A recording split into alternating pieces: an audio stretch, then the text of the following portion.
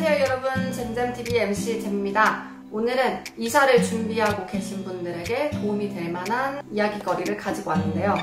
일명 집 구하는 방법.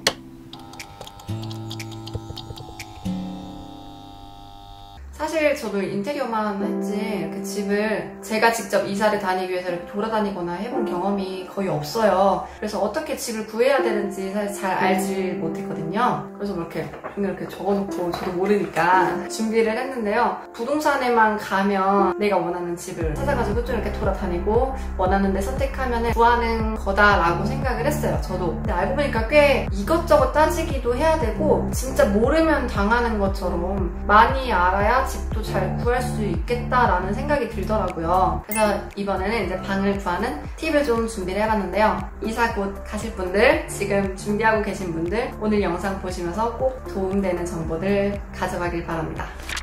먼저 부동산을 가기 전에 체크해야 될 부분들이 있는데요. 일단 첫 번째 비용 부분이에요. 비용 같은 경우는 이제 대출을 할 경우 은행에 가서 내가 대출이 얼마 정도 나오는지 나올 수 있는지부터 이렇게 따진 다음에 대출받는 비용이랑 현재 내가 가지고 있는 돈을 다 합산을 해서 내가 한 얼마 정도의 예산으로 잡아야 되는구나 라고 이렇게 생각을 하시면 좋을 것 같고요. 특히나 요즘 이제 국가에서 전세자금 대출로 사회초년생, 신혼부부, 그리고 임대주택들 꽤 다양한 것들이 있더라고요. 이런 것들은 인터넷으로 찾아본 다음에 나한테 좀 도움되는 정보가 있으면 미리 알고 이 혜택을 챙겨간다면 정말 좋겠죠? 두 번째는 시세인데요. 먼저 본인이 원하는 지역이 어느 정도 정해진다면 그 주변의 시세를 미리 파악하는 게 좋아요. 왜냐면은 이제 내가 봤던 시세는 5천만 원만 있으면 웬만한 곳에 다 들어갈 수 있었는데 내가 선택한 곳은 8천만 원이었고 이러면 안 되잖아요. 그래서 전체적으로 여기가 시세가 얼마 정도의 금액대인지 비교를 하고서 원하는 평수에 맞춰서 아파트, 주택, 다세대 주택, 빌라 등 이렇게 다양한 거주 환경을 선택하시는 게 좋을 것 같아요. 세 번째는 직접 조사하는 방법인데요. 온라인에 올라와 있는 매물을 어느 정도 파악한 다음에 사실 온라인에 나와 있는 매물이 전체 매물의 극히 일부분일 수가 있어요. 그렇기 때문에 직접 부동산을 돌아다니시면서 다른 매물을 찾아보는 게 더 좋을 수 있어요. 알고 보니 내가 봤던 것보다 시세가가 더 낮거나 아니면 내가 생각했던 집보다 더 좋은 조건의 집이 매물로 나와 있는데 이건 온라인에 없어서 못 봐서 그 좋은 집을 놓칠 수가 있거든요. 그렇기 때문에 한 번쯤은 직접 시간을 내서 다른 매물들이 더 있는지 찾아보는 게 좋습니다. 네 번째는 주변 환경을 체크하는 건데요. 이거는 제가 생각했을 때도 정말 중요한 것 같아요. 그냥 위치, 가격 이런 것만 보고서 집을 선택해버리면 사실 내가 나중에 그 집에 살면서 뭔가를 먹으려면은 편의점이든 아니면 가까운 마트든 뭐가 있어야 좀 식자재도 구매를 할 수가 있고 그리고 내가 아프면 가까운 데 병원이 있는지 진짜 집 근처에 뭐 아무것도 없는 허허벌판 이런 데서 살 수는 없잖아요. 그렇기 때문에 이거는 직접 가보지 않고는 모르잖아요. 그리고 교통편 가장 중요하죠. 학생이라면 학교와의 내 집 거리가 얼만큼 되는지 또 학교까지 가는데 대중교통이 어떤 것들이 있는지 직장인이라면 회사가 가는 방법이 어떻게 되는지 이런 정보들을 직접 가서 확인을 할 수가 있겠죠. 다섯 번째는 건물의 연식을 체크하는 건데요. 아무래도 오래된 건물은 문제가 안 생길 수가 없어요. 간단하게 생각하면 누수가 있을 수도 있고요. 그게 아니면 그 집이 너무 오래돼서 어딘가 이렇게 파손이 됐을 수도 있고 내가 이 집에 들어갔는데 거의 한 일주일 만에 갑자기 수도관이 막 터져. 곤란하잖아요. 그렇기 때문에 이 건물의 연식도 확인을 하고 그러면서 꼼꼼히 노후된 게 어디가 있는지 파악을 하는 게 좋겠죠. 부동산 등기부등본을 대법원 사이트에서 일반인이 열람해 볼 수 있다고 해요. 그래서 이걸 확인하면서 노후된 건물에서 쉽게 발생할 수 있는 난방이나 수도시설 파손된 부위를 체크해 보는 게 좋을 것 같습니다. 오래되면 문제가 없을 수가 없어요. 우리도 사람이 늙으면 어디 막 아프고 그런 것처럼 건물도 똑같아요. 마지막으로 여섯 번째, 이제 전세 계약 기간이 만료됐을 경우 보통 이제 전세로 들어가게 되면은 내 다음 세입자가 들어오면 그 사람의 전세금을 집주인이 받아서 나에게 전세금을 돌려주는 경우가 많은데요. 대부분이 이런 시스템으로 전세가 좀 많이 운영되고 있는 것 같아요. 근데 그 말인즉슨 이 집이 과연 잘 나가는 집인가? 나는 당장에 이 집에서 나가야 되는데 다음 세입자가 들어오질 않아서 전세금을 못 돌려받는 경우도 간혹가다 생기기도 해요. 그래서 처음에 그 집을 입주할 때부터 내가 이 집에 살았을 때 나중에 나갈 경우 문제가 되지 않을까라는 생각을 가지고 집을 계약하면 더 도움이 될 것 같아요. 어떤 것 같아요? 부동산 가기 전부터 뭐 이런 거 다 체크하고 생각해 너무 복잡한 것 같지 않아요? 이렇게까지 체크해가지고 꼼꼼히 따지는 사람이 있을까도 저는 궁금하기는 해요. 저라면 그렇게 과연 할 수 있을까? 고민이 되긴 하거든요. 이건 외에도 내부에서 따질 것들도 정말 엄청 많아요. 내부에서 따질 것들은 뭐가 있는지 한번 체크해볼까요? 첫 번째는 방의 낮과 밤. 집이 아침이랑 밤에 보는 게 정말 달라요. 일단 아침에는 채광이 잘 되는지, 물론 창문이 있어야겠죠? 반지하 막 이런 데 말고 반지하를 갈 수밖에 없다면 어쩔 수 없겠지만 어쨌든 집이 채광은 정말 중요한 것 같아요. 환기로 연결되는 거긴 하지만 사람이 우울해질 수도 있어요. 그래서 채광이 잘 드는 곳인지는 낮에 확인이 가능하고요. 밤에 볼 수 있는 것들은 뭐가 있을까요? 밤에 일단 불을 다 껐을 때 밖에 외부가 너무 밝으면 커튼을 치지 않는 이상 내 방 안까지 빛이 들어올 수 있거든요. 저는 예전에 자취했던 곳이 제 창문 바로 밖에 가로등이 있었어요. 그래서 밤에도 언제나 아침 같은 분위기를 느낄 수 있었는데요. 그런 것들을 확인하고 또 밤에 집 주변에 가로등의 개수, 가로등이 너무 적지는 않은지, 왜냐면 여성분들 밤에 귀가할 때 무서울 수 있잖아요. 너무 어두우면. 그렇기 때문에 낮과 밤 분위기를 체크하면 좋을 것 같아요. 두 번째는 외풍인데요. 이거 정말 중요하죠. 저는 추위를 너무 많이 타서 일단 창문이 있으면 외풍이 들어오는 경우가 꽤 많아요. 문을 다 닫고 있는데 딱 창가에 손을 댔을 때 왠지 바람이 들어오는 것 같다, 찬바람이 느껴지는데 하면 일단 그 집은 외풍이 있는 집이에요. 그리고 딱 들어가자마자 눈으로만 봐도 창문에 문풍지나 이렇게 난방시설 같은 거, 뽁뽁이 이런 것들이 붙어 있으면 여기는 좀 단열이 취약한 집으로 생각을 하면 좋을 것 같습니다.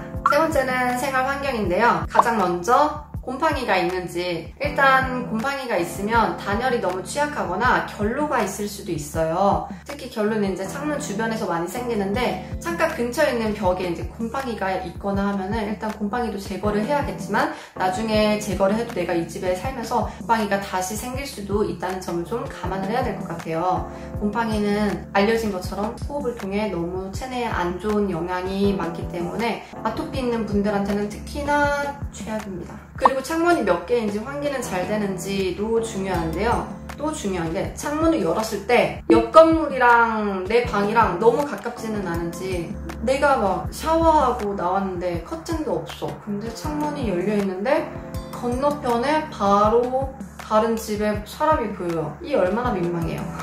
이게 어느 정도 거리가 있어도 밤 같은 경우는 불빛 때문에 웬만해서는 이게 잘 보이거든요. 그렇기 때문에 뭐 버티컬이든 블라인드, 커튼 이런 걸 하긴 하는데 그래도 너무 가까운 건 좀 아닌 것 같아요. 진짜 뭐 창문에서 우리 뭐 이렇게 서로 악수할 건 아니잖아요. 그래서 이 부분도 정말 따져봐야 될 것 같고요. 그리고 노후화된 집이라면은 단열에 취약해서 난방비 폭탄을 맞을 수가 있어요. 그래서 이 집의 난방비가 어느 정도 나왔었는지 집주인한테 한번 물어보시고, 또 관리비를 내게 된다면 그 관리비 항목에 어떤 것들이 포함이 되어 있는지.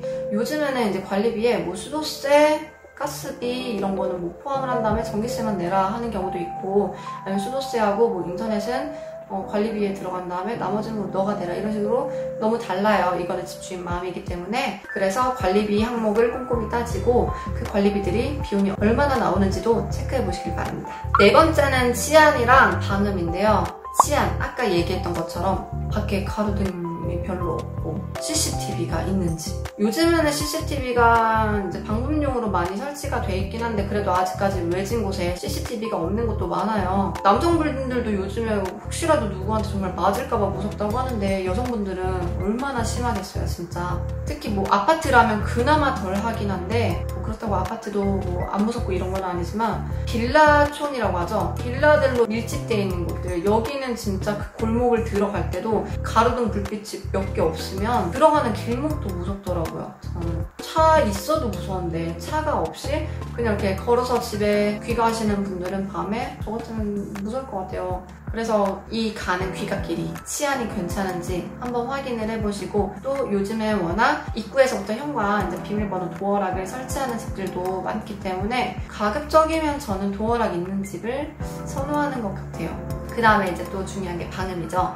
요즘에 짓는 집들은 그래도 방음도 그렇고 층간소음으로 워낙에 문제가 많다 보니까 층간소음에도 좀 신경을 쓰는 것 같은데, 예전에 지었던 건물일수록 방음이 약간 좀 취약한 것 같아요. 내가 집에 이렇게 화장실을 갔는데 옆집에서 화장실을 사용하는 소리가 들리면 좀 민망하기도 하고, 그리고 가끔 이제 작은 원룸 같은 곳은 정말 칸막이 하나를 사이로 두고 있는 집들이 대부분이라서 핸드폰 알람 소리가 들리는 경우도 있다고 해요. 마지막으로 5번째는 물을 확인하는 건데요. 물 확인 중요하죠. 저도 사실 집 보러 다닐 때 가장 먼저 하는 행동 중에 하나예요. 싱크대에서 물을 틀어보고 화장실에 가서 세면대에 물을 튼 상태에서 변기통 물을 내려봐요. 그러면은 이 집의 수압이 어느 정도인지를 확인할 수 있는데요. 간혹 수압이 약한 집은 세면대 물을 틀어놓은 상태에서 변기물을 내리면 정말 그냥 조르르르르 내려가는 정도, 정말 약하더라고요. 자칫 잘못하면 이 변기가 막힐 수도 있겠구나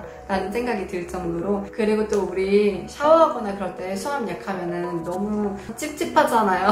요즘에는 이제 샤워기 헤드를 바꿔가지고 수압이 센 것처럼 느껴지게 이제 절수 헤드라고 하나? 그런 거를 사용할 수도 있긴 하지만, 그래도 기본적으로 수압이 좋은 집으로 가는 게 좋아요. 특히 출근 시간 전 시간대에 확인을 하는 게 가장 최고의 방법이에요. 왜냐면 빌라나 다세대 주택 경우는 한 탱크에서 물을 같이 사용을 하기 때문에 여러 집에서 동시에 사용하면은 평상시에는 수압이 좋다가도 다 같이 쓰니까 낮아지는 경우가 있거든요. 사람들이 출근하나 보다, 이 사람들 다 기다린 다음에 씻고 출근해야지 라고 할 사람은 없잖아요. 그래서 정작 내가 사용해야 할 시간대에 이 수압이 약해서 낭패를 보지 마시고 미리 체크하는 게 좋습니다. 집 고르기 정말 쉽지 않네요. 그리고 이렇게 해서 끝이 나는 것 같은데 아직 끝이 아니에요. 중개인을 찾고 계약하는 것인데요. 자, 첫 번째, 믿을 수 있는 중개인 찾기. 가급적 부동산의 여러 곳을 둘러보고 제안하는 것을 비교해봅니다. 그리고 정식으로 등록된 중개업소를 이용하고 공인중개사법에 따라 공인중개사 자격증을 취득했는지 확인하고 그 자격증 진위 여부와 본인 확인도 꼭 해야 합니다 라고 적혀있는데, 이거 이렇게까지 확인하는 사람들이 있나요? 별로 없을 것 같은데? 이렇게까지 하는 분들이 있다면 정말로 대단하신 분들, 좋은 집 찾을 수 있을 것 같아요. 그 다음에 이제 두 번째는 총 임대료를 계산하는 건데요. 임차료를 비교할 때 이제 세를 내는 것 외에도 관리비하고 공과금이 얼마나 나오는지도 따져봐야 돼요.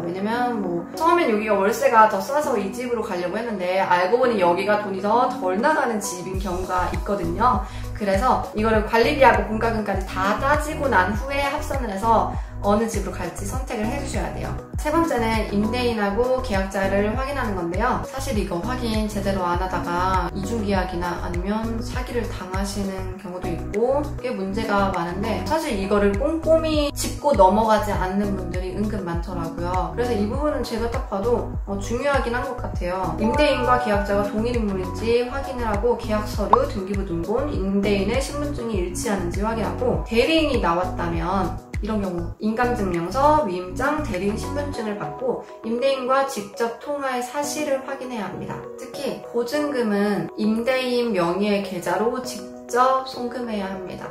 아무리 대리인이 나왔다고 해도 임대인 명의의 계좌로 보내기. 그래야 나중에 문제 생겨도 돌려받을 수 있죠. 네 번째는 등기부 등본을 확인하는 건데요. 계약 전 등기부 등본을 살펴보고 보증금 등 권리에 문제가 생길 소지가 없는지 반드시 확인하고, 계약 체결, 중도금, 잔금 지급 시 등기부 등본을 확인해 근저당, 가압류 등 선순위 관리자가 있는지 확인해서 자신의 보증금이 안전하게 보호받을 수 있는지를 체크해줘야 됩니다. 그리고 그 집을 담보로 대출받은 사항이 있는지, 채권 최고액이 얼마인지 확인하는 것도 있어요. 마지막으로 다섯 번째, 확정일자. 계약 후 주택 임대차 보호법의 보호를 받으려면 주민센터에 전입신고를 하고 확정일자를 받아야 합니다. 전입신고는 당일 하고 주민등록상 전입신고를 하는 순간부터 세입자의 대항력이 생기고 확정 일자를 받으면 혹시나 방이 경매로 넘어가더라도 경매대금에서 임차인이 보증금을 먼저 받을 수 있는 우선 변제권을 보유하게 된대요.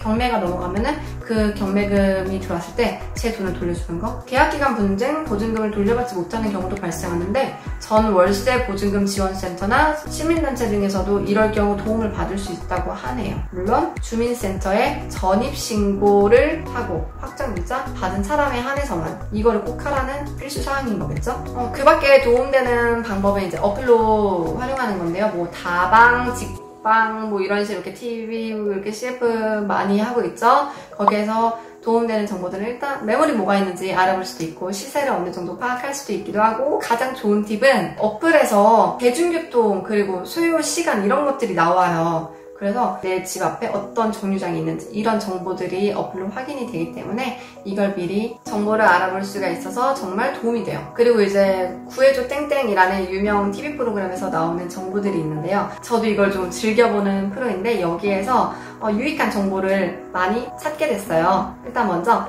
창문이 몇 중창인지 확인하는 방법인데요. 창문 앞에서 라이터 불을 켜보면은 그 창문에 불빛이 몇 개가 비치는지에 따라서 그 창문이 몇 중창인지 몇 개가 있는지를 확인할 수가 있어요. 그리고 이렇게 불빛이 3개라면 이거는 3중창인 거고 2개라면 2중창인 거고 이런 식으로 확인이 가능하고요. 화장실에서 샤워기를 한번 틀어보면은 그 샤워기 물줄기가 어디로 가는지 해서 내가 씻을 때 이제 물이 튀잖아요. 근데 화장실 문이 예를 들어서 뭐 목문이에요. 나무문. 그러면은 이게 물에 계속 닿으면 나무문이 썩을 수가 있잖아요. 그래서 샤워기 방향 위치를 보면서 뭐 이 문이 나중에 문제가 될 수 있겠구나 라는 확인도 가능해요. 여기까진 저도 생각을 못 해봤는데 이 TV 프로에서 정말 잘 다룬 것 같아요. 그 밖에는 이제 뭐 환기가 되는 뭐 방향을 알아보는 방법도 있고 다양한 정보들, 노하우들이 있는데요. 이거 TV 프로그램 한번 보시면 좋을 것 같아요. 구해줘 옴즈 재밌습니다. 보면 알찬 정보가 정말 많아요. 와, 정말 내용이 길었는데요. 근데 진짜 하나부터 열까지 이걸 전부 다 싹 다 하지는 못할 것 같아요. 자신은 없어요. 그렇지만 이 내용을 알고 있으니까 제가 집을 구할 때 정말 확실히 도움이 될 것 같아요. 그리고 지금 이사 준비하고 계신 분들은 정말 도움 되지 않을까요? 그럼 저는 또 다음에 뵙도록 하고요. 구독하고 좋아요 잊지 말고 꾹꾹 눌러주시고 다음에 뵐게요. 안녕!